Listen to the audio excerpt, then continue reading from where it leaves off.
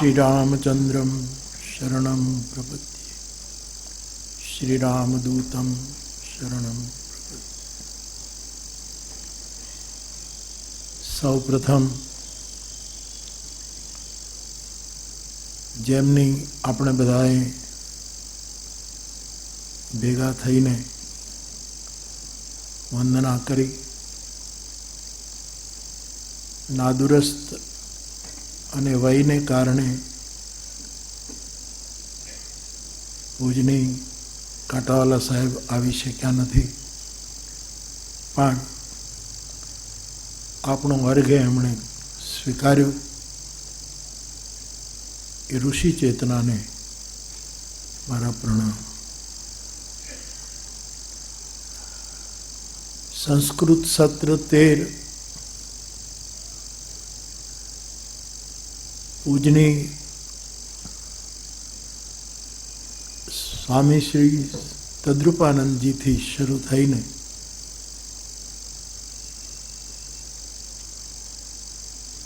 પૂજની ભાણદેવજી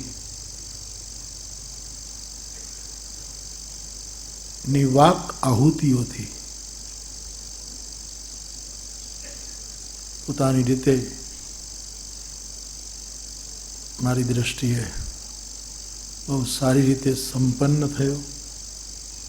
અને એ પણ ઇદમ અગ્નયે ન મમ ના ભાવ સાથે. એટલે આ સત્રમાં, આ 13મા સંસ્કૃત સત્રના ગીતા યજ્ઞમાં જેમણે આહુતિઓ આપી, હું બરાબર બધાને શ્રવણ કરતો હોઉં છું, મારો સ્વભાવ છે. હું એક વસ્તુમાં મારી પોતાની આત્મપ્રશંસા હંમેશા કરું છું. એ દોષ છે અને એ મારે કાઢવો નથી. અને તે છે, આપે એટલું તો કબૂલ કરવું પડશે કે હું એક સારો શ્રોતા છું.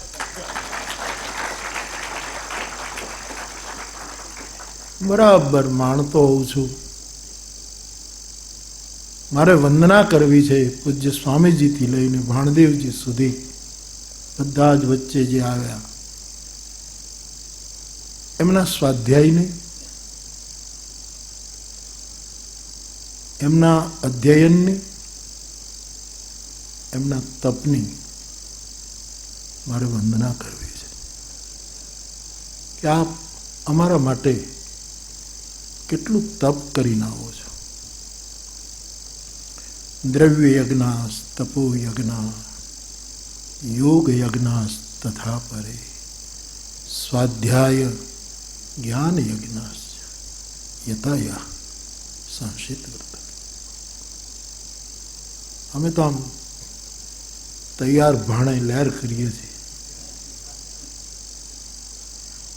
ધુવારણથી લાઈન નાખવામાં આવે, સાહેબ કેટલા થાંભલા, ક્યાં ક્યાં એના નિયમ પ્રમાણે એના કેન્દ્રો હશે. આપણા ઘરમાં વળી લાઇટનું ફિટિંગ થાય, નિશ્ચિત જગ્યાએ બધા ટ્યુબલાઇટ કે બલ્બના બધા સ્થાનો નક્કી થાય. બધું જ થઈ ગયા પછી આપણે ખાલી આટલું જ કરવાનું કે સ્વિચ ઓન કરીએ અને જેમ પ્રકાશ થઈ જાય એમ આ ક્યાંથી બધી શક્તિઓનો ધોધ આવ્યો. અને આપણને કેવલ અમારી કાઠિયાવાડી ભાષામાં બગાસું ખાતા ખાતા સાકરનો ગાંગડો મળી ગયો.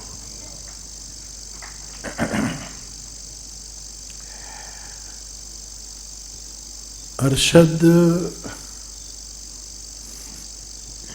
હું એનો ભાઈ કહું છું, પણ મને ક્યારેક ક્યારેક હર્ષદ જ કહેવાની ઈચ્છા થાય છે. ખબર નહીં, એના શબ્દોમાં આ મારી શરારત છે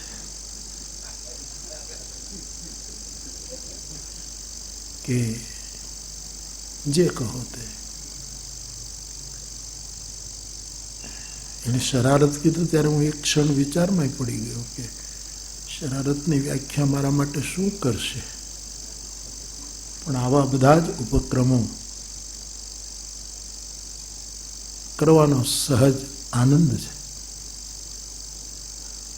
એટલે આપ સૌએ જે અહીં આહુતિઓ આપી છે, અમને જે પ્રસાદ મળ્યો છે, યજ્ઞની પાસે બેસીએ તો એક તો અજવાળું મળે અને એમાંય ઠંડીના દિવસોમાં હોય તો ઉષ્ણતા મળે, એમાંય કોઈ પણ સમયે યજ્ઞ થતો હોય તો વાતાવરણ પ્રદૂષણ મુક્ત બને. આપણે આ બધાના સાક્ષી થયા અને આપણને કેટલી ઉષ્ણતા મળી. કાલે આદરણીય વસંતભાઈ કહેતા હતા કે કેટલાક તો એટલી ઉર્જા લઈને આવ્યા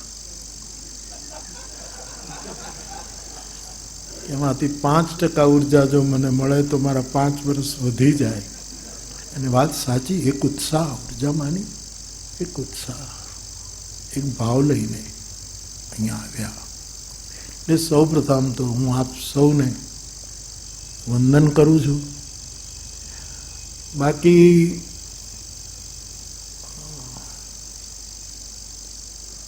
આજના સમારંભમાં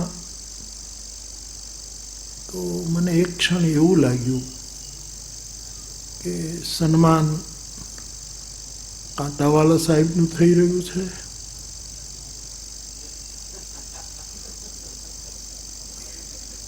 કે મોરારી બાપુનું થઈ રહ્યું છે. પણ આપનો આ પ્રેમ છે એને હું સમજી શકું છું. અને પ્રેમ લાયક ગેરલાયકને ક્યાં જોવા બેસતો હોય છે. પ્રેમ જો લાયક અને ગેરલાયકને જોવે તો કદાચ એ વિવેક છે, પ્રેમ નથી. કે આ દૂધ છે ને આ પાણી છે એ વિવેકનું લક્ષણ છે, પ્રેમનું લક્ષણ નથી. પ્રેમ તો બધાનું. ગનિકા અજામિલ વ્યાધ ગીધ અજાદી ખલક તારે ઉઘના આ ભીડ જમન કિરાત આ પ્રેમ છે. અને તેથી મારી વ્યાસપીઠ વિશ્વને પ્રેમ આપવા નીકળી છે ત્યારે રામકથાને હું જ્ઞાન યજ્ઞ કહેવાની હિંમત નથી કરતો. એ મારો પ્રેમ યજ્ઞ છે. અને એમાં કોઈ મને નહીં, હું સમજુ છું, બહુ સભાન હોઉં છું એવા સમયે કે જ્યારે કંઈ પણ કહેવાતું હોય ત્યારે એ પ્રેમ મારી વ્યાસપીઠને સમર્પિત થતો હોય છે. અને એ વ્યાસપીઠ શાશ્વત છે, એના ઉપર બેસનારા બદલાય છે. જેનું વરણ એ કરે એ જ ત્યાં બેસી શકે એવું મને અનુભવાયું છે. કૂદકો મારીને ત્યાં બેસી શકાતું નથી, ગોઠવણ કરીને ત્યાં બેસી શકાતું નથી. બીજા મંચ ઉપર જરૂર બેસી શકાતું હશે, બીજા ક્ષેત્રોમાં જરૂર ચડી જવાતું હશે ખુરશી ઉપર, પણ વ્યાસપીઠ તો વરણ કરતી હશે. ને એમાંય તલગાજરડાનું એમાં વરણ થઈ ગયું એ મારા સદનસીબ છે. અને હું પ્રેમ વહેંચી રહ્યો છું, બહુ જ પ્રેમ કરું છું જગતને. ચોક્કસ ભરોસો રાખજો.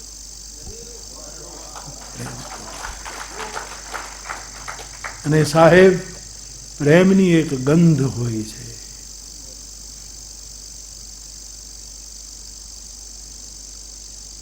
હું વધારે નહીં બોલું કારણ કે મને કોઈ વિષય આપવામાં આવ્યો નથી. મને પણ એકાદો વિષય આપ્યો હોત તો હું એ તૈયારી કરત, પણ મને વિષય આપ્યો નથી, સમય મર્યાદા પણ આપી નથી. અને જ્યારે પૂર્ણ સ્વતંત્રતા મળતી હોય છે ત્યારે એનો દુરુપયોગ ન થાય એવો વિવેક મારા ગુરુએ મને શીખવ્યો છે. એટલે હું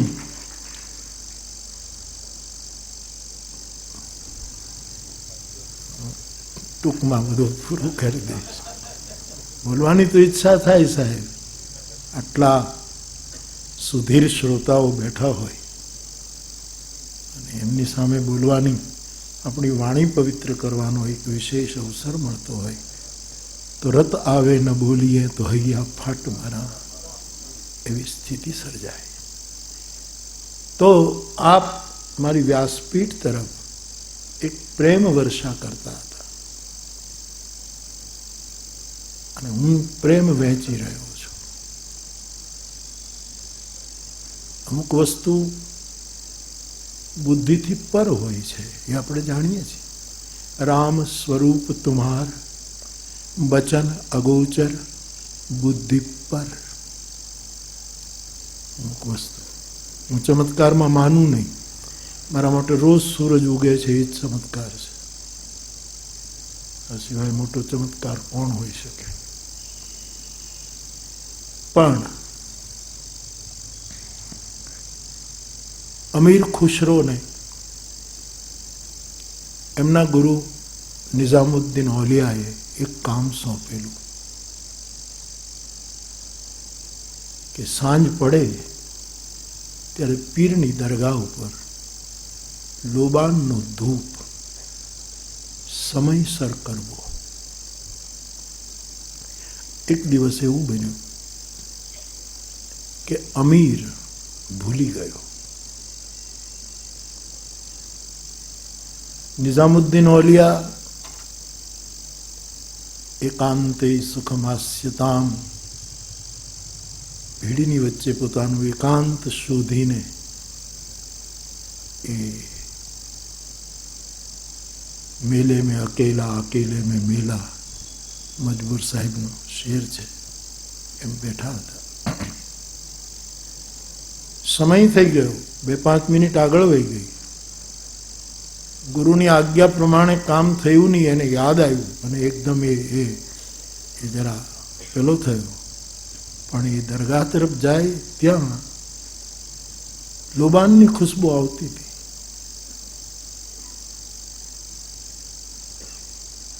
એમ થયું કે ધૂપિયું તો હતું પણ લોબાન મેં નાખ્યો નથી, મેં તો ભૂલ કરી છે.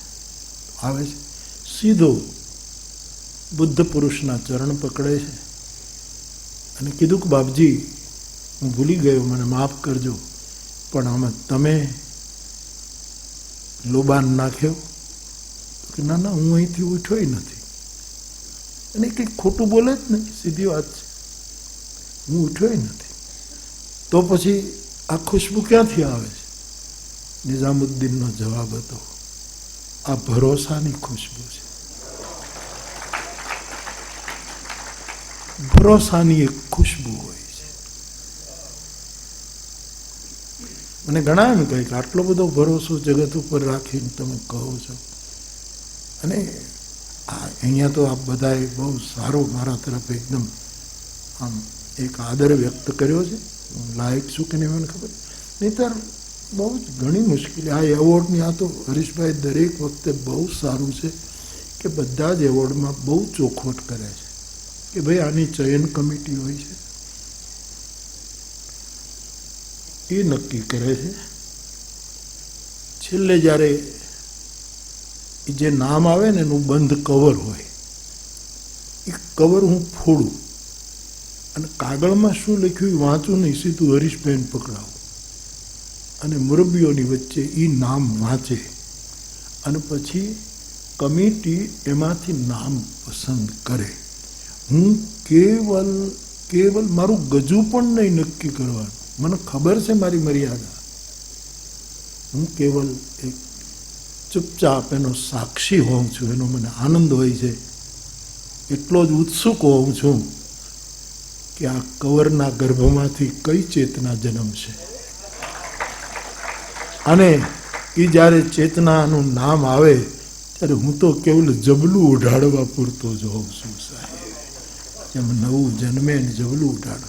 પણ છતાંય બહુ જ બધું ચાલતું હોય છે કે ભાઈ બાપુ બધું કરે ને એટલે એ સજેસ્ટ કરતા હશે આનું નામ ને આનું. એ બધા જ એવોર્ડોમાં આ મને આનંદ આપે,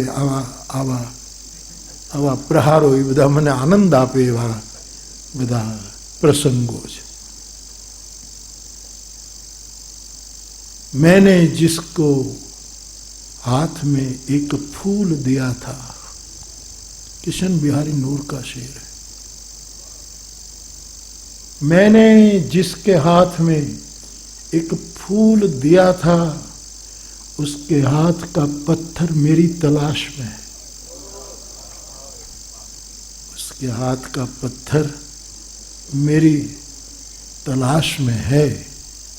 तो आप સૌએ, હું જુદી રીતે કહું છું, મને ખબર છે કે આપ કોઈ મારી પ્રસંગ, આપને ખબર છે કે મને બહુ બહુ ફાવે નહીં, સહન કરું છું બહુ, અને મારું તપ જ કે આ બધું મારે સહન કરવાનું, નહીં તો એ એક આમ સહજ થઈ ગયું. એટલે આપણને કંઈ બહુ આનું કંઈ પેલું નથી. મારું તુલસી અમને શીખવી ગયું. તુલ્ય નિંદા સ્તુતિર મૌની, ભગવદ્ સંતુષ્ટો યેન કેન ચિત. અને તુલસીદાસજી કહે છે નિંદા અસ્તુતિ ઉભય સમ. અને આપણે થોડાક પ્રસન્ન અને આનંદિત રહેતા થઈએ ને તો પછી બધું આવું થયા જ કરે. એમાં સામાનો કોઈનો દોષ નથી. હમણાં જે એક એવોર્ડ મુંબઈમાં આપવાનો છે, એમાં કેવા ડાયા માણસોના મારા ઉપર ફોન આવ્યા કે બધા એમ કહે છે બાપુ તમે નામ સજેસ્ટ કર્યું છે, આ નામ બરાબર નથી. મેં કીધું કે ડાયા માણસોના નામ આપો, એને મારા ઉપર પૂરો ભરોસો હશે કે બાપુ કોઈ દિવસ આવું કરે જ નહીં. અને જેણે આવું કીધું હોય એ ડાયા નહીં હોય એવું નહીં, પણ કદાચ વધારે હોઈ શકે. પણ આવું બધું મને હેમંતભાઈ ગઢવી સાહેબ, આપણો મિલિંદ ગઢવીનો શેર યાદ આવે. સીધા સાદા શબ્દો છે. મેં હસવાનું શીખી લીધું. પ્રસન્ન ચિતે પરમાત્મ દર્શન. જગદગુરુ શંકર કહે ઈશ્વરના દર્શન માટે બીજું કાંઈ નહીં, તમે પ્રસન્ન રહો. અને પ્રસન્ન રહેવા માટે કંઈ ઉપકરણોની જરૂર નથી. કોઈની કૃપા દ્વારા મનને તૈયાર કરવાની જરૂર છે. મિલિંદ કહે છે મેં હસવાનું શીખી લીધું, દુનિયાને તકલીફ થઈ ગઈ. મેં હસવાનું શીખી લીધું, દુનિયાને તકલીફ થઈ ગઈ. ધાર્યા કરતા વહેલી થઈ ગઈ, જાત સદંતર મેલી થઈ ગઈ. ધાર્યા કરતા વહેલી થઈ ગઈ, જાત સદંતર મેલી થઈ ગઈ. એક બે શેર હવે મિલિંદ આવ્યો છે હરિમાં તો કહી દો. બે ફળિયાએ પ્રેમ કર્યો ત્યાં, બે ફળિયાએ પ્રેમ કર્યો ત્યાં, વંડીમાંથી ડેલી થઈ ગઈ.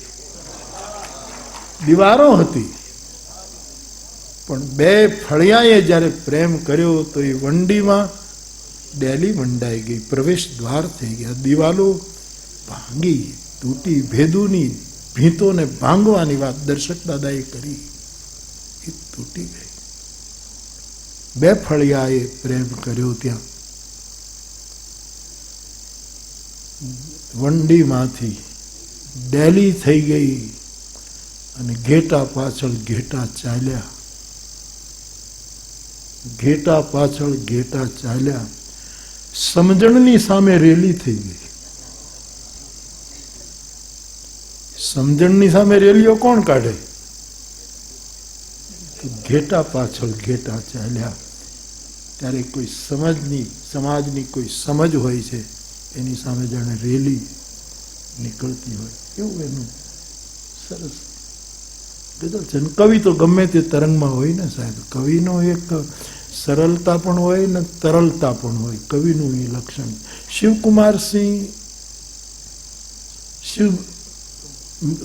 મંગલસિંહ સુમન જ્યારે મારા બહુ સ્નેહી વડીલ, હા ઉજ્જૈનના, એ જ્યારે કાવ્ય પાઠ શરૂ કરે ત્યારે કોઈ બધા પરિચય આપે ને, એટલે કોઈ સંચાલક એટલે એ ના પાડે કે મારો પરિચય તમે નહીં આપતા, હું આપીશ.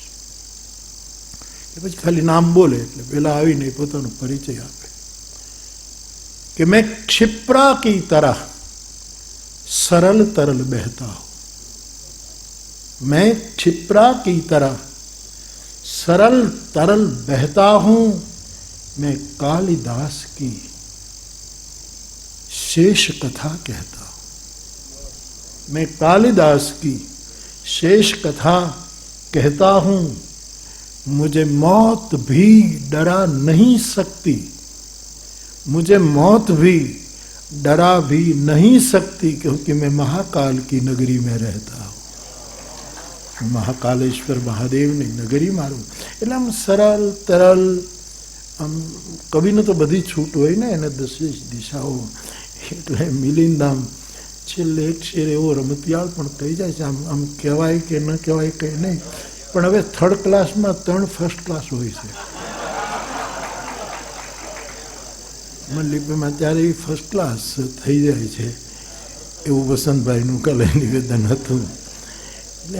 એટલે કંઈ ઓલો નથી એમ જરાય મરે, પણ એમ એક રમૂજમાં છોકરો છે, જવાન છે, એટલે એમ કીધું કે દર્પણમાં એવું શું જોયું, દર્પણમાં એવું શું જોયું કે જમકુ ડોસી ઢીકેલી થઈ ગઈ.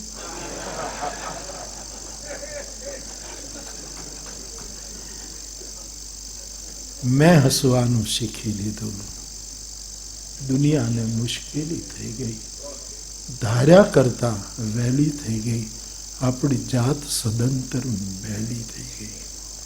તો અહીંયા જે આપ પધાર્યા, આમ માણસને તમે પ્રેમ આપો. બધાએ ભક્તિની વાત કરી, ભક્તિ યોગની ચર્ચા પૂરી અહીંયા થઈ. કાલે જઈએ તો 700માં જો વધારે કંઈ ગળવાનું હોય તો નરસિંહ મહેતાને યાદ કરીને તત્વનું પણ તુચ્છ લાગે, પ્રેમ રસ પાને એમ કરીને એક વધારે. અને આજે પૂજ્ય ભાણદેવજીએ પણ એમ કહ્યું કે કૃષ્ણને કયો ધર્મ સ્થાપવાનો હતો. ધર્મ સંસ્થાપનાર થાય તો કૃષ્ણ કયો ધર્મ સ્થાપવા માટે આવ્યા હતા, અને આપે કહ્યું એ પ્રેમ ધર્મ. પ્રેમ ધર્મ. મને એમ લાગે છે આપ સૌ અહીંયા આવો છો કેવલ પ્રેમને લીધે આવો છો. આપનો પ્રેમ છે એટલે આવો છો, અને એનો મને બહુ જ આનંદ છે. હવે ગીતા વિશે તો મારે કંઈ બોલવાનું હોય જ નહીં, ગજુ પણ નહીં, પણ કહેતા હો તો થોડું.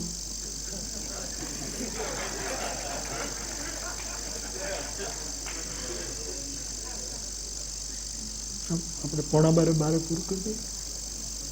નહીં, આપણે 9 થી 12નો તો સમય છે જ ને. અને બધા બોલ્યા હું 3 દિવસથી બેઠો, મારો ગુનો શું છે યાર?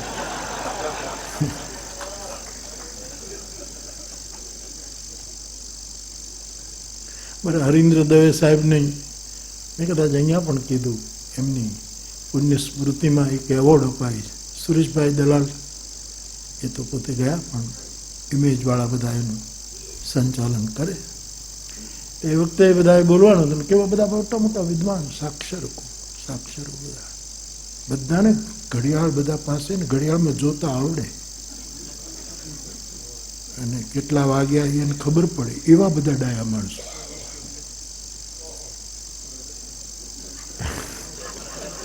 અને મારે તો શું થાય કે છેલ્લે બોલવાનું આવે, એમાં ટીમ તો લગભગ જીતી ગઈ હોય, મારે તો ઔપચારિકતા જ હોય.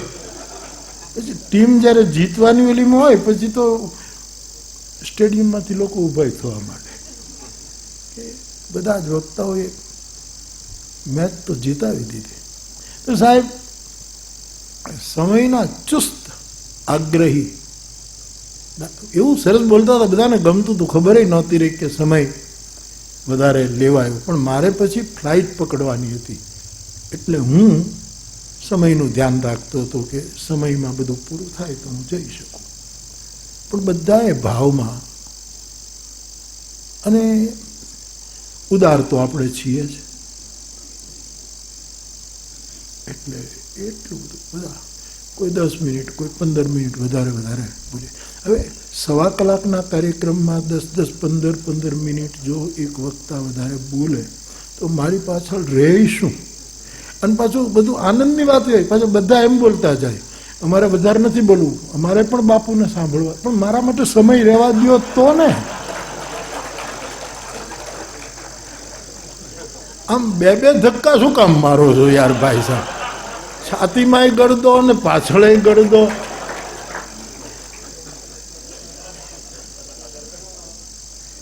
છેલ્લે મારે બોલવાનું આવ્યું, મને એમ થયું પ્લેન જાય તો ભલે જાય, પણ મારે પણ 10 મિનિટ વધારે બોલવું છે.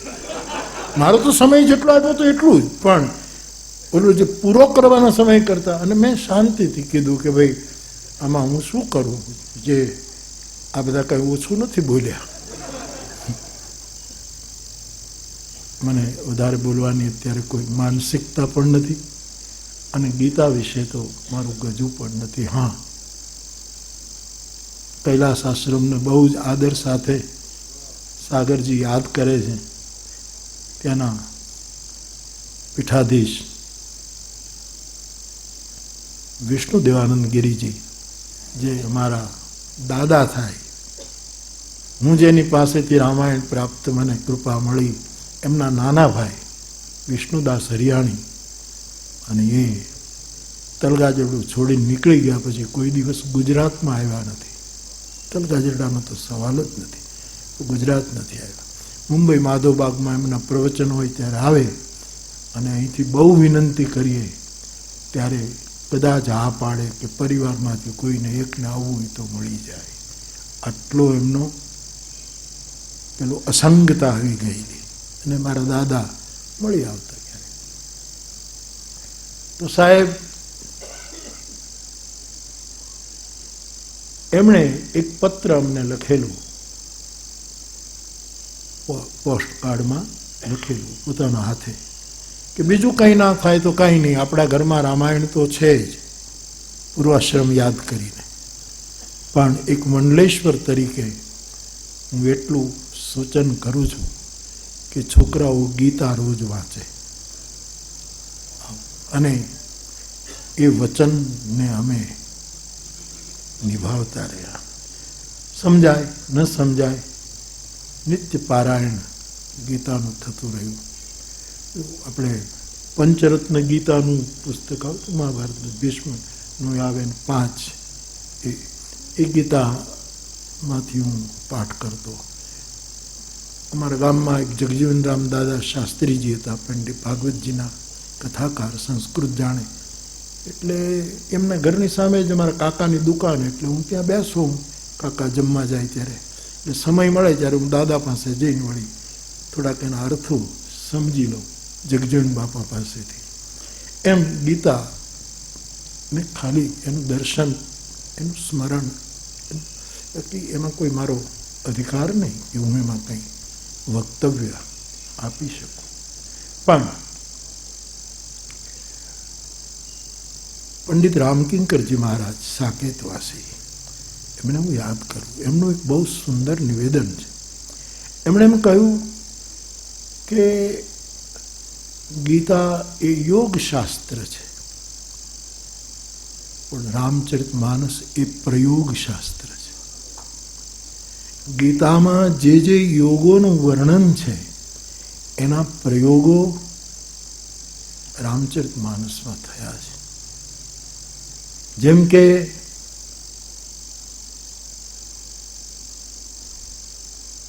ક્રોધાત ભવતિ सम्मोह યાદી જે પૂરી, તો પછી રામાયણમાં એ પ્રયોગો થયા છે કે આમાંથી આ જન્મ, આમાંથી આ જન્મ, આમાંથી આ જન્મ. એમનું બહુ સરસ અને સટીક પેલું છે.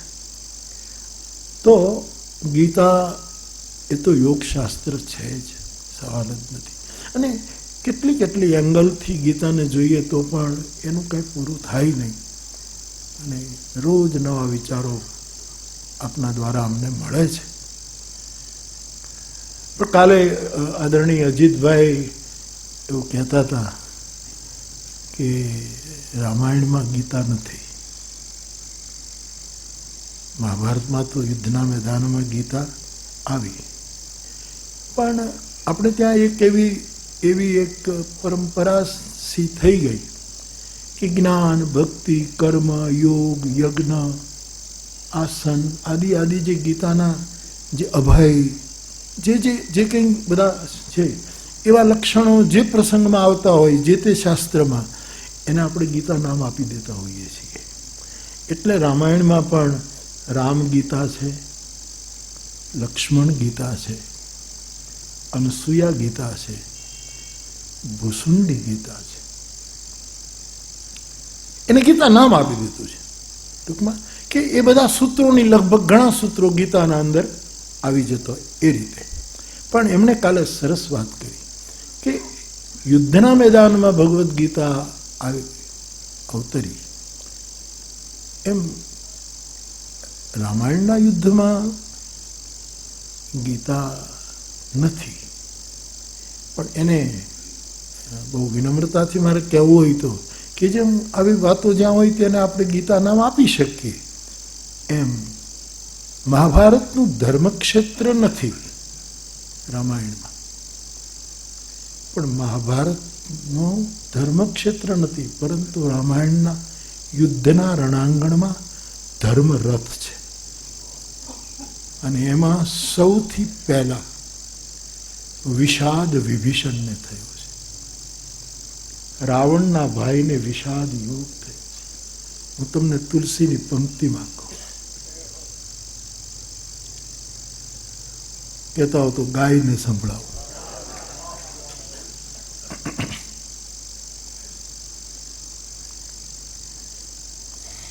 મેદાનમાં બધા આમને સામને આવી ગયા છે, શસ્ત્ર સંપાતની તૈયારી છે. અને એ વખતે રાવણનો ભાઈ વિભીષણ રામનો શરણાગત છે અને એણે જોયું કે રાવણ રથમાં છે અને રઘુનાથજી વિરત છે. અને આ દ્રશ્ય જોઈને વિભીષણનો વિષાદ યોગ શરૂ થાય છે. તુલસી લખે છે ધર્મરથને પણ ત્યારે તો મારે કંઈ એવું અહીંયા કોઈ સિદ્ધ કરવાનું નથી, મારે કંઈ સિદ્ધ કરવાનો મારો કોઈ માનસિકતા ન હોય.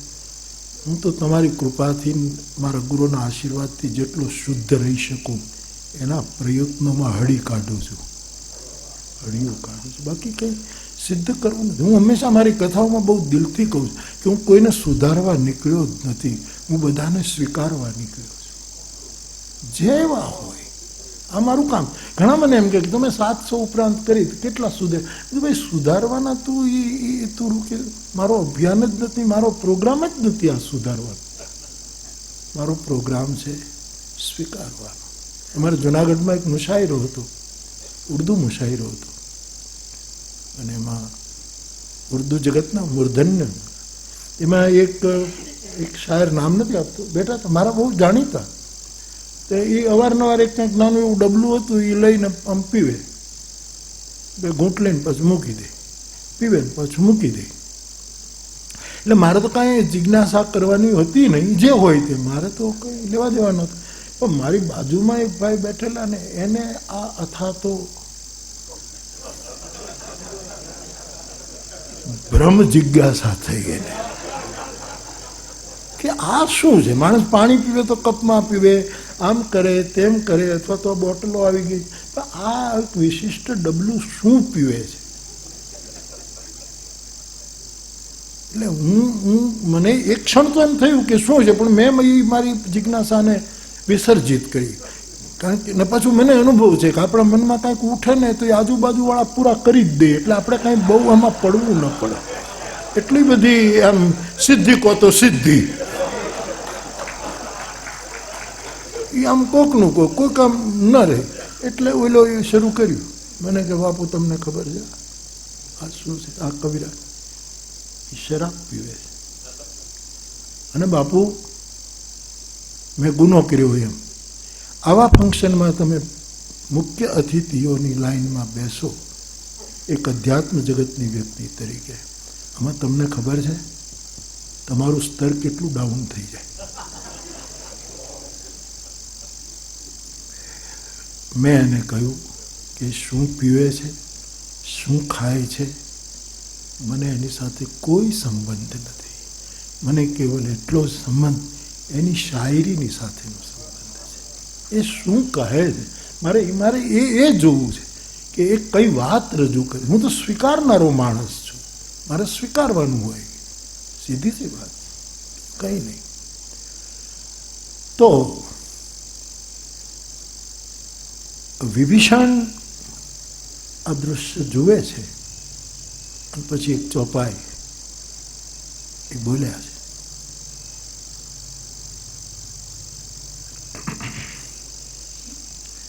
રાવણ રથી બિરથ રઘુબીરા,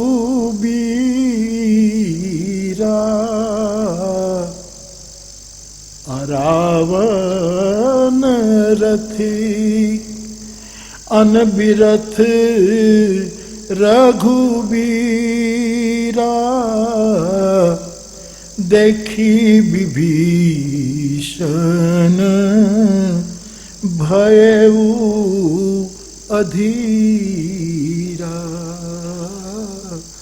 देखी विभीषण भयउ अधीरा, अधिक प्रीति भासंदेहा, अधिक प्रीति, અત્યંત પ્રીતિ શંકા પેદા કરે એ નિયમ છે. અત્યંત રામ તરફની પ્રીતિને લીધે એને સંદેહ થયો કે કહી વિધિ જીત હું રિપુરાણ ધી, આ દુશ્મનને કેમ જીતાશે. આ રથમાં તમે નીચે અને એનો વિષાદ શરૂ થાય છે. અને પછી ભગવાન એને ધર્મ ક્ષેત્રમાં કહેવાયેલી ગીતા નહીં પણ ધર્મ રથમાં કહેવાયેલી ગીતાનો બોધ કરે. વિભીષણ, જેનાથી વિજય મળે છે રથ જુદા જ હોય છે. આમ બોલો દ્વિધામાં, દ્વિધા શબ્દનો પ્રયોગ કરું વસંતભાઈ, એક દ્વિધામાં કે શું થશે, શું થશે, શું થશે. અને પછી એક દોહો આખો છે ને સાહેબ, એમાં બધા જ મોટા ભાગના ગીતાના સૂત્રો છે. એટલે એ અર્થે મારા એક અંગત સમજવા માટે એમ કહી શકાય કે ગીતાના સૂત્રો ક્યાં નથી પડ્યા. આ એક દોહામાં કર્મયોગની વાત પણ કરી દીધી છે, જ્ઞાન યોગની પણ વાત કરી દીધી છે, ભક્તિ યોગ તો છે જ, ઇવન સંયમ નિયમની વાત પણ કરી દીધી છે. જેમ અષ્ટાંગની વાત આપણે ત્યાં આવી, સંયમ નિયમની વાત પણ આમાં કરી દીધી. આટલી જ પંક્તિઓમાં ત્યાં સૌરજ ધીરજ જહિરથ ચાકા સત્યશીલ દ્રઢ ધજા પતાકા. વિભીષણ, જેનાથી વિજય મળે, આ તારો ભાઈ જે રથ ઉપર બેસીને આવ્યો એ રથ નથી હોતા. એ એક એવો રથ હોય છે કે જેના બે ચક્રો શૌર્ય અને ધૈર્ય હોય છે, અને રથના ઉપર ધ્વજા અને પતાકા હોય. ધર્મરથની ધ્વજા અને પતાકા એ છે સત્યશીલ દ્રઢ. મહાભારતના યુદ્ધમાં કોઈ કપિધ્વજ છે, કોઈ ફલા છે, કોઈ ફલા છે, પણ અહીંયા કઈ ધ્વજ છે? સત્યશીલ દ્રઢ ધ્વજા પતાકા. પણ મને બહુ ગમે આખા ઓલામાં કે રથ હોય તો એના ઘોડાઓનું વર્ણન છે, લગામનું વર્ણન છે, એ બધું જ તાત્વિક વર્ણન છે. પણ એમાં ત્યાં ભગવાન કૃષ્ણ સારથી છે, ભગવાન પોતે સારથી છે. અહીંયા ભગવાન યુદ્ધમાં છે રાવણની સામે લડવાનું છે. નહીં પદત્રાણ, પગમાં પદત્રાણ નથી અને બિલકુલ પગપાળા રામ છે. અને આને કેમ જીતાશે? તો ધર્મરથનું જ્યારે વર્ણન કર્યું ત્યારે મહાભારતનો, ભગવદ્ ગીતાનો એ રથ, એમાં તો કૃષ્ણ ભગવાન સારથી થયા છે. પણ તુલસી કહે છે આ રથનો સારથી કોણ? કે ઈશ ભજન સારથી સુજાના. ભગવાનનું ભજન એ જ સારથી છે. સાહેબ, સાચી ખોટી કોઈ માળા ફેરવતું હોય ને, એ આપણાથી થાય નહીં તો ચિંતા નહીં, પણ એક બહુ જ તમે આટલો પ્રેમ કરો છો એટલે કહું છું, ટીકા ન કરશો. સાહેબ, માળા એ લગામ છે ઇન્દ્રિયોને રોકવાની. જેમ તાણ કરો લગામને ઘોડાઓ, જેમ એમ જપ હરિનામ એની એ તાકાત છે. ઈશ ભજન સારથી સુજાના. આમ કહીને ભગવાન સારથી, અહીંયા ભગવાનનું ભજન સારથી, ત્યાં શસ્ત્રોનું વર્ણન, અહીંયા બિરતિ ચર્મ સંતોષ કૃપાના. આખું જ્ઞાન વિજ્ઞાન યોગ.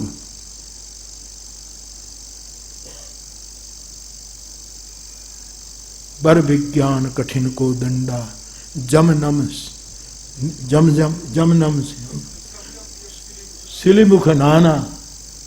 આ બધા જ ભગવદ્ ગીતાના સૂત્રો લઈને, એટલે ટૂંકમાં જ્યાં કંઈ ગીતાના સૂત્રો આવતા હોય તો એને આપણે ગીતા કહેતા હોઈએ. એટલે અમે રામાયણના કથાકારો આવું કીધા કરીએ કે ભાઈ અહીંયા પણ ગીતા છે, અહીંયા પણ ગીતા છે. ટૂંકમાં ગીતા ક્યાં નથી?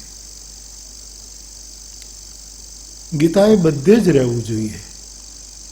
ગીતા જો બધે ન રહે તો ગીતા સુગીતા કર્તવ્ય એમાં ક્યાંક પેલું થઈ જાય. ગંગા સતીના ભજનમાં પણ ગીતા આવે. ભાણદેવજી તો એમના એક અધિકારી વક્તા છે. ગંગા સતીમાં, અરે આપણી લોકબોલીમાં છૂટ્યા નથી, છૂટી ગયા સાગમટે સંબંધ, હવે તો એક જ રાખવો અકબંધ, રાવત દ્વારિકા ધણી. આમ આમ આમ જે છૂટી જવું, અનાસક્ત થવું, એટલે કે નાની નાની લોક પંક્તિઓમાં પણ ગીતા એ બધે આવવું જ જોઈએ. ગીતા એ બધે આવવું જોઈએ. જ્યાં જ્યાં મુશ્કેલીઓ હોય ત્યાં રાષ્ટ્રપતિએ જવું જોઈએ, વડાપ્રધાને જવું જોઈએ. ભલે હવાઈ નિરીક્ષણ કરીને આવી જાય, પણ જવું જોઈએ. ભગવદ્ ગીતાને આ ક્ષેત્ર સાથે સરખાવી ન શકાય, પણ આ તો વિરાટ પતિનું ગાયન છે. અને એ ગીતા બધી જગ્યાએ પ્રવેશ કરી શકે, એટલે કે ગીતાનો યોગ એ રામાયણમાં ઘણા પ્રયોગો કરીને આપણને પ્રકાશ પાડે છે. એ છેલ્લે મારી દ્રષ્ટિએ, મારા અંદરના વિકાસ માટે ગીતાનો પ્રારંભ મને હંમેશા સંશય લાગ્યો છે. ગીતાનો મધ્ય મને હંમેશા સમાધાન લાગ્યું છે, અને ગીતાનો અંત હંમેશા મને શરણાગતિ લાગી છે. આ ત્રણમાં, આદિ મધ્ય અને અવસાનમાં આ ત્રણ વસ્તુ, દ્વિધા જે શરૂ થઈ, સંદેશ શરૂ થયો, મારું ચિત્ત ભ્રમિત છે, મને કંઈ ખબર પડતી નથી. આ દ્વિધા, આ સંશયોમાંથી ગીતાનો આરંભ થાય છે. ક્યાંક મધ્યમાં, જેમ હમણાં બાણદેવજી કહેતા હતા કે વિશ્વરૂપ દર્શન થયું, પછી એક ક્રમશઃ જે આપણને લઈ જતા હતા, એમ વચ્ચે ગીતાનો પાઠ કરતા કરતા પહોંચીએ અને સંદેહ સાહેબ ત્રણ રીતે પ્રગટ થાય એવું મને સમજાયું છે. આપણે સંદેહ કરતા હોઈએ ને એટલે આપણા અનુભવ પરથી, આમાં કંઈ શાસ્ત્રમાં ગોતવા નહીં જતા, પ્લીઝ. એટલે વળી પાછો નવો સ્વાધ્યાય કરવો પડશે. આપણે જે કંઈ મોઢોમોઢ જે જોયું છે, દેખાણું છે, એ વાત. માણસના જીવનમાં મારી દૃષ્ટિએ સંદેહ 3 રીતે. એક તો દ્રશ્ય જોઈને સંદેહ પ્રગટ થાય. આવું આમ હોય, આ જગ્યાએ આવી રીતે બોલાય, આ જગ્યાએ આમ વર્તાય, અરે આ બધા આ શું થઈ રહ્યું છે, આમ દૃશ્ય ઘટના આપણા મનમાં સંદેહ પેદા કરે કે આવું થઈ શકે, આવું કેમ હોય. એક આ. બીજું, સાંભળીને સંદેહ પેદા થાય. આપણને કાંઈ ખબર નથી, આપણે જોયું નથી, પણ કોક ખાલી આવી ઈશ્વરદત્ત પ્રકૃતિવાળો વરદાની વ્યક્તિ અહીંથી આવીને કેવલ કાંકનું કાંક કોકના કાનમાં નાખ્યા જ કરે અને આખી લિંક ચાલે. એમ કોકને સાંભળવાથી પણ, એટલે સાંભળવું યદ્યપી ભાગવતની પહેલી ભક્તિ છે, પણ કોને સાંભળવું? હા, કોને સાંભળવું? એવાને સાંભળો કે તમારું એને કોઈ દિવસ ખોટું ન લાગે અને તમે ગમે તેટલું અપમાન કરો તો એને કોઈ દિવસ ખોટું ન લાગે. એવાને સાંભળો. એ અધિકારી એને ખોટું ન લાગે. આપણા વક્તા ઉપર આપણને ભરોસો હોવો જોઈએ, આપણા બુદ્ધ પુરુષ ઉપર આપણને ભરોસો હોવો જોઈએ કે અમે ગમે તેટલા નાલાયક થઈશું ને તોય મારો બુદ્ધ પુરુષને ખોટું નહીં લાગે, એનો આપણામાં ભરોસો હોય. કોને સાંભળવું? એના ગર્ભમાંથી 7 વાણી પ્રગટી એમ વેદ કહે અને વિનોદબા સપ્તવાણી કહીને વિનોબાજી એના જુદા જુદા અર્થો આપે. આપણે ત્યાં તો પરા, પશ્ચંતી, મધ્યમાં, વૈખરી 4 વાણી છે. આ 7 ક્યાંથી? બીજી 3 કઈ, પછી 7 સૂર. વિનોબાજીએ તો ઘણું કહ્યું છે, પણ બીજી 3 આપણે ત્યાં હશે તો જ કહેવાયું હોય. વેદ કહે એટલે પછી સવાલ નથી ઉઠતો. પણ મને કોઈક પૂછે ને મારી રીતે મારા વિકાસ માટે મારે જો અભિપ્રાય આપવો હોય તો હું એમ કહું કે 5મી વાણી છે ગુરુવાણી. 5મી વાણી ગુરુવાણી, મારા ગુરુ. તમે જુઓ, આ અર્જુન છે એ શિષ્યસ્તે હમ બોલે છે. ઠીક છે, હું તમારો શિષ્ય છું, હું તમારો શિષ્ય છું, પ્રપન્ન છું. આ બોલી ગયો. બીજા અધ્યાયમાં ક્યાં બોલ્યો છે? જ્યાં આ બોલ્યો છે. માણસને વારંવાર આ શ્લોક આપણે ત્યાં કાર્પણ્ય દોષો પહત સ્વભાવ કહીને પુકારાયો. પણ એ વચન માનતો તો છેલ્લે થયો. કરીશ્યે વચનં તવ, એ તો સાવ છેલ્લે થયું. એમાં આપણામાં શું છે? આપણે ઘણાને કહીએ અમે તમારા શિષ્ય છીએ, પણ આપણું માનવું નહીં. એ તો બહુ અનુભવને અંતે છેલ્લે કહે કે કરીશ્યે વચનં તવ. તો ગુરુવાણી અથવા શાસ્ત્રવાણી, શાસ્ત્રને પ્રમાણ માન્યું છે આપણે. શાસ્ત્રવાણી વેદવાણીથી લઈને 5મી વાણી ગણી શકાય. 6ઠ્ઠી વાણી આપણી અંતરવાણી, અંતઃકરણ પ્રવૃત્તયા, આપણને અંદરથી જે કંઈક સ્વાભાવિક સૂજે આપણા માટે. અને 7મી વાણી તો પ્રેમ જગતની વ્યક્તિ, આપણે પ્રેમની જ ચર્ચા કરીએ છીએ ત્યારે ચક્ષુવાણી. આંખની એક બહુ મોટી વાણી હોય છે સાહેબ. અને સાહેબ એ આંખ ખુલ્લી હોય તો જ બોલતી હોય એમ નહીં. બંધ આંખો, બુદ્ધની બંધ આંખો બહુ બોલી ગઈ. મહાવીરની બંધ આંખોએ બહુ જ પ્રવચનો કરી દીધા સાહેબ. શંકરાચાર્યની નિતાંત એકાંતતા, કોઈ ગંગાના એક તટ પર બેઠેલો આ શંકરમ શંકરાચાર્યમ, આપણો અવતાર ભગવાન જગતગુરુની વાણી. કોઈની અધ ખુલ્લી આંખ વાણી છે, કોઈની સાવ બંધ આંખ વાણી છે. એક ચક્ષુ વાણી છે. પણ એ તો એ વાણીને જ્યારે જેમ કે એક મૌની માણસને બહુ પ્રેમ ઉભરાય તો પછી બોલવા માંડે, મૌન તોડી નાખે, જવા દો મૌન એમ કરે. એમ આંખની વાણી છે, એનાથી રહેવાય નહીં ને સાહેબ, પછી મૌન તોડે છે.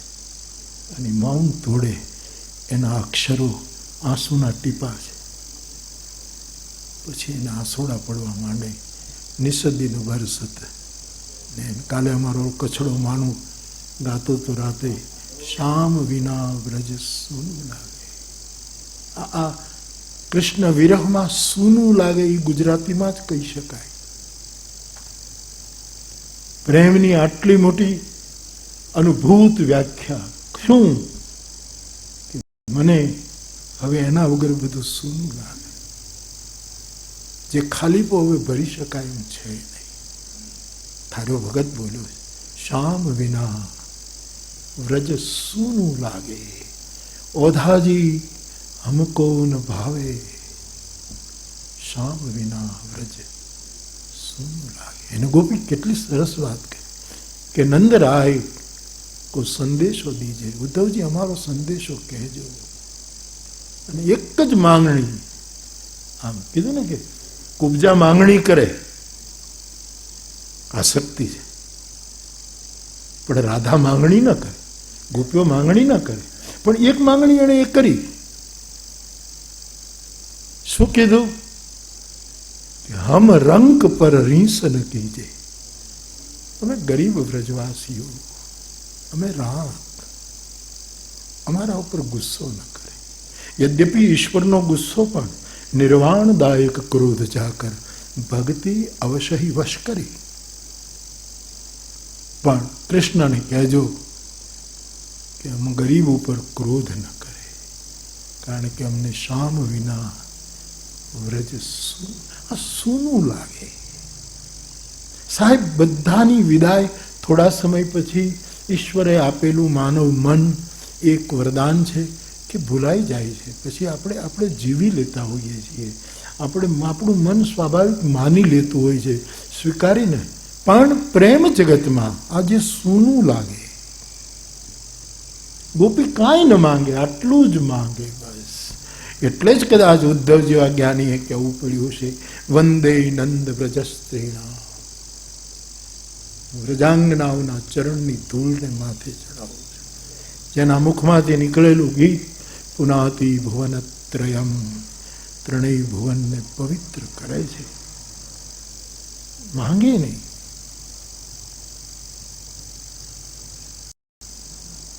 मुझे उर्दू का एक शेर है, मुझे अपना बना ले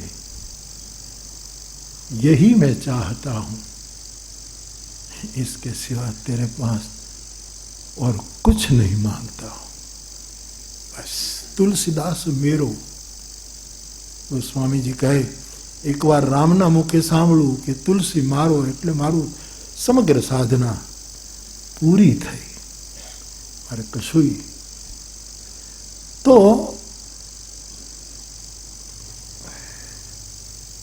કોઈ બુદ્ધ પુરુષ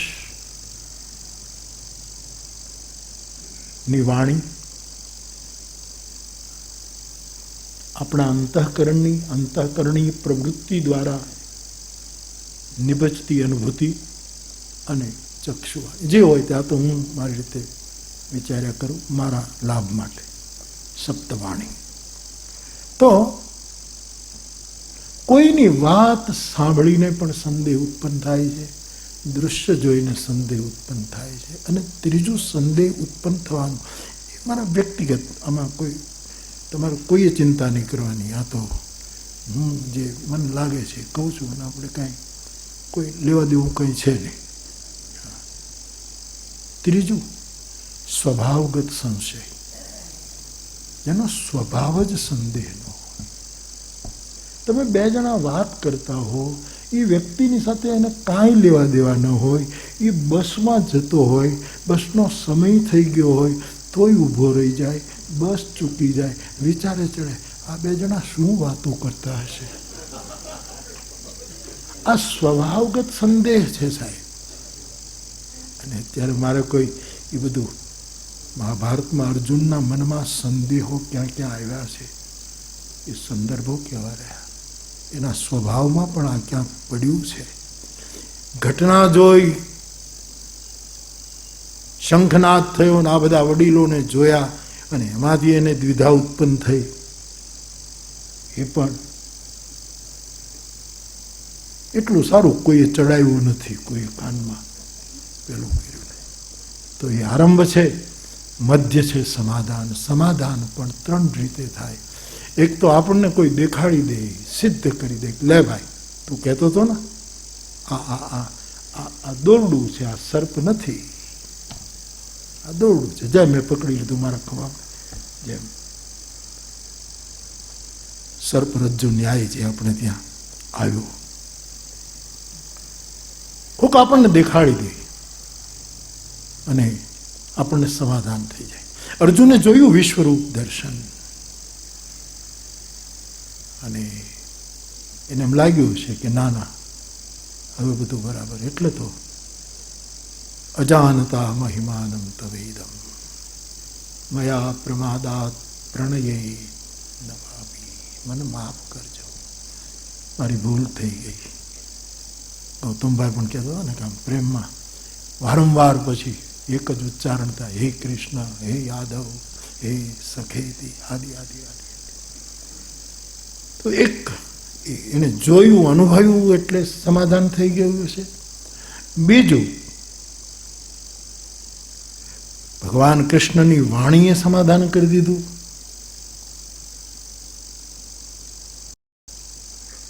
એ કારણ છે. અને ત્રીજું, આખરે તો વિભૂતિ એની છે, એનો છે, આપણે બધા જ એના છીએ. બુરખા આપણા ખુલ્યા નથી, કોકના બુરખા ખુલી ગયા છે. એટલે એ પણ કારણ હશે કે ભરોસાનો અંશ હોવાને લીધે એને પ્રતીતિ થઈ ગઈ હશે, સમાધાન થયું હશે. અને ગીતાના અંતમાં શરણાગતિ, શરણાગતિ તો ષટવિધ શરણાગતિ છે આપણા શાસ્ત્રોમાં. 6 પ્રકારની શરણાગતિ છે. પણ મને જે નજીક પડે તે એ છે કે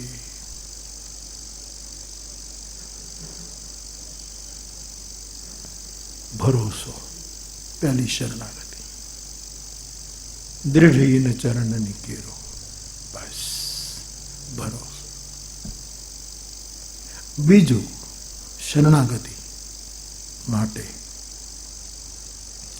કોઈ બુદ્ધ પુરુષના વચન, ગંગા સતી કહે છે વચન વિવેકી જે નરને નારી પાનવાય, વચનોના અધિકારી થાવ. વચન પેલો વિભીષણ કહે છે ને, શ્રવણ સુજસ્સુ ન્યાયું, ખાલી સાંભળ્યું છે મેં અને શરણે આવ્યું છે, કોઈ પ્રમાણો એકઠા નથી કર્યા, સાંભળીને આવ્યું છે. શ્રુત્વા ગુણાન ભુવન સુંદર શૃણવતા. રૂકમિણી કહે છે કે ખાલી તારા માટે સાંભળ્યું છે મેં, હે ગોવિંદ તારા વિશે સાંભળ્યું છે, હજી જોયો નથી અને હું શરણાગત થઈ ચૂકી છું, હવે જવાબદારી તારી છે, તું આવે ના આવે. ને કાલે ચર્ચા થઈ કે બલરામ વિરુદ્ધમાં હતા, અથવા તો જે કંઈ હોય તે સુભદ્રાના બારામાં વિરુદ્ધમાં હતા, અને આ માણસ એકલો નીકળે છે. ત્યારે એના પત્રમાં શ્રુત્વા ગુણાન, તમારા ગુણો મેં સાંભળ્યા છે અને હું શરણે આવી ગઈ છું.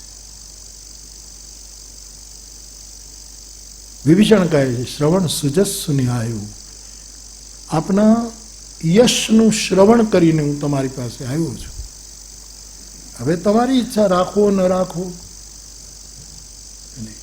બાણદેવ બાપુએ હમણાં કહ્યું, સકૃદેવ પ્રપન્નાય તવાસ્મેતિ ચ યાચતે અભયમ સર્વભૂતેભ્યો. એનો સ્વભાવ છે, એની પ્રતિજ્ઞા છે. હું શ્રવણ છું.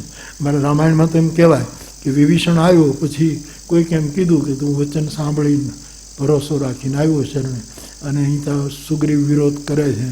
આ તો ઠીક છે કે હનુમાનજીએ તારો પક્ષ લીધો કે લઈ લેવા જેવો છે લઈ લો, રાખી લો, આવ્યો છે તો રાખી લો. ભગવાને પણ બધાને સંતોષ થાય એટલે પૂછ્યું કે ભાઈ રાવણનો ભાઈ છે આપણો આ સુગ્રીવ એમ કહે છે અને એને કેમ રાખવો? તો કે મારે બીજું કંઈ નથી કહેવું. હનુમાનજી કહે હું એટલું જ કહીશ કે તમે ધનુષ બાણ રાખો છો કે હા, કે ધનુષ કેવું હોય કે વાંકું હોય અને બાણ કેવું હોય કે સીધું. એ તમે બેયને રાખો છો તો સીધા નહીં રાખો ને વાંકા નહીં રાખો ને. હવે આમાં બગડી શું દેવાનું છે સાહેબ? તમારા ભક્તોને રાખો તો એક આ વાંકો ટેઢો આવ્યો છે એને ક્યાં કાઢી મૂકો? આ મુદ્દા ઉપર શરણાગતિ થઈ ગઈ. પણ વિભીષણને કોઈએ પૂછ્યું, આ તો માણસ છે, એ કોઈક વાંદરાએ જ પૂછ્યું.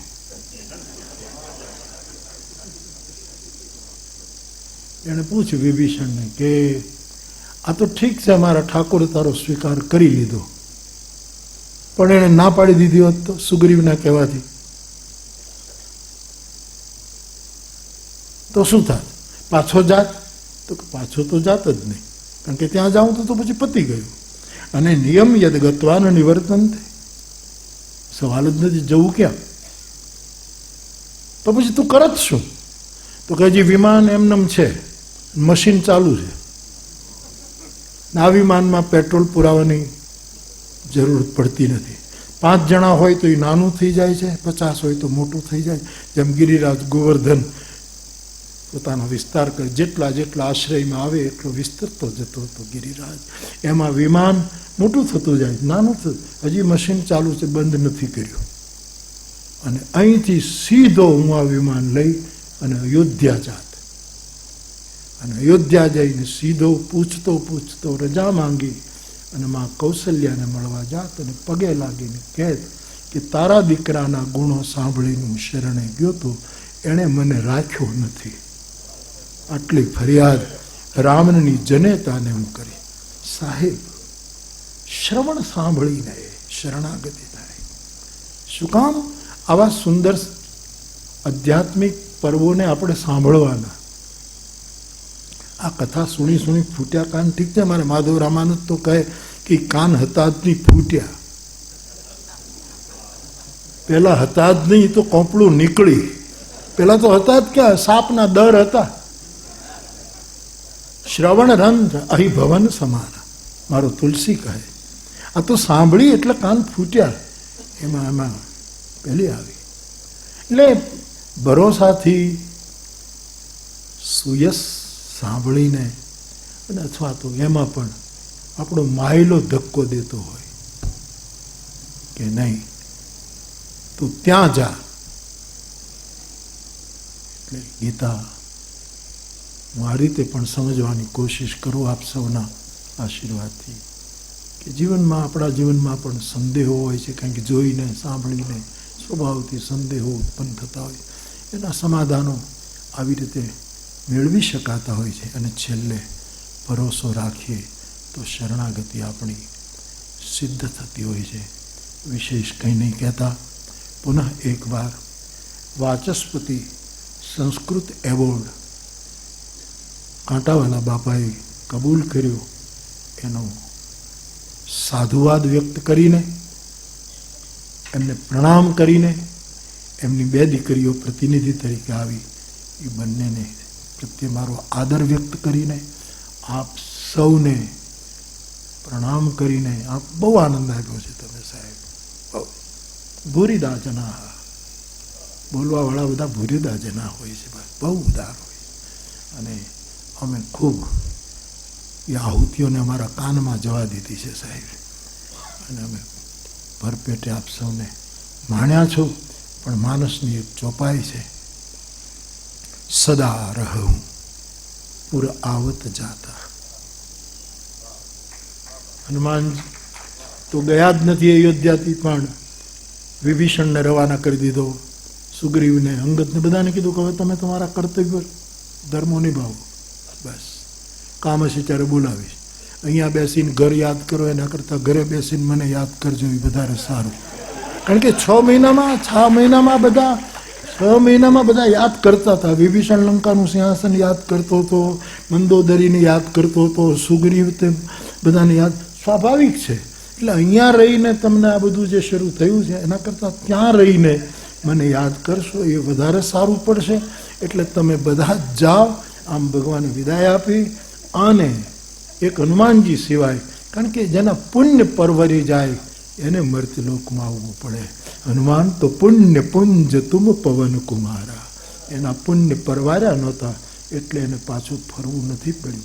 પણ ભગવાને જ્યારે કેવટને વિદાય આપી, એક અકિંચન, એક અછૂત, એક સમાજનો છેલ્લો માણસ. તુલસીની ક્રાંતિ તો જુઓ સાહેબ. એક છેલ્લો માણસ સુધી રામને પહોંચાડવાની એમની જે આ કથા, અને એના ઋણમાં રહેવાની રામની ઈચ્છા, એના કરજામાં રહેવાની રામની ઈચ્છા. સાહેબ, એ ગુહને જ્યારે વિદાય આપી ત્યારે ભગવાન આમાંથી એકેયને ન કીધું કે આવજો આવજો, એ નથી બોલ્યા. પણ જ્યારે ગુહને એક ભીલને રવાના કર્યો ત્યારે એટલું જ કહ્યું, તુમ મમ પ્રિય ભરત સમ ભ્રાતા. હે ગુ, હે કેવટ, તું મને મારા ભરત જેટલો વાલો છે, અને એટલે તારી પાસે એક વસ્તુ માંગુ છું. શું? તને આપી શકું એવું કંઈ નથી, પણ એક વસ્તુ માંગુ. સદા રહું પુર આવત જાતા. સમય મળે ને બાપ ત્યારે તું અયોધ્યા આવતો રહેજે. બાપ, સમય મળે તલગા જરડા આવતા રહેજે.